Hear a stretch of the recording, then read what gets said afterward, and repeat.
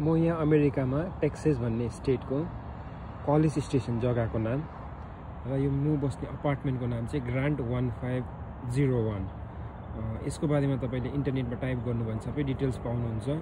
1B 1B 2B 3B अपार्टमेन्टको price कस्तो छ, floor plan कस्तो छ। म चाहिँ अहिले यसको 2B अपार्टमेन्टमा साथीसँग बस्दैछु र यो अपार्टमेन्टको वरिपरि के छ, I will make short video on this. यो सबै घरहरू देख्नुहुन्छ, यो सबै अपार्टमेन्ट हो, यो सबै काठको घरहरू हो, सबै 2 फ्लोरहरू छ, सबै काठको स्ट्रक्चर हो यो। र यो अपार्टमेन्टको जस्ट छेउमा पार्क छ।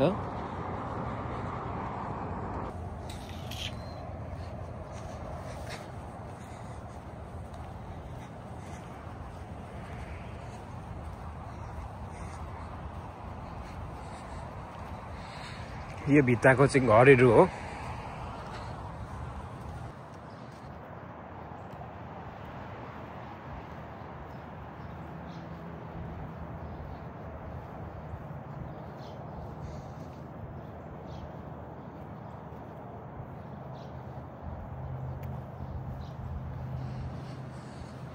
यो पार्कको नाम चाहिँ मेरी ओक पार्क। फेसिलिटी राम्रो छ, ग्राउन्डहरू, बास्केटबल, भलिबल स्पेसहरू राम्रो छ। तर हामीले साह्रै बेसी मान्छे चाहिँ देखिँदैन बाहिर, एकदमै रियरै। अब खेल्नु मन पर्यो भने आफै बल लिएर आयो, खेल्यो, गयो, अदर टाइम खाली नै हुन्छ।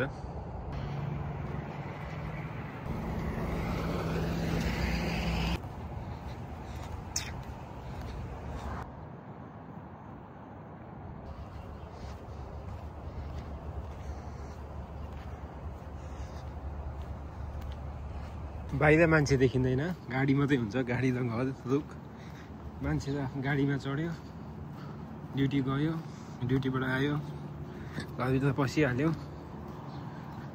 सबैजना काममा बिजी हुन्छन्। अन्त काम नगर्ने चाहिँ कोही पनि हुँदैन, सबैजना काम गर्ने। यो कुकुरको खेल्ने जग्गा, ग्राउन्ड। यो भलिबल ग्राउन्ड, तर मैले अहिलेसम्म भलिबल खेलेको मान्छे नै देखेकै छुइनँ।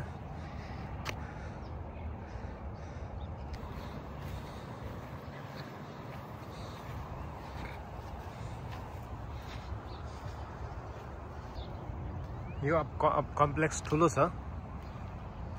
यो चाहिँ एउटा स्विमिङ पुल। यहाँ यो अपार्टमेन्टमा 2टा स्विमिङ पुल छ। जति बेला मन पर्यो आयो, स्विमिङ गर्यो, गयो। अर्को चाहिँ अलिक पर छ।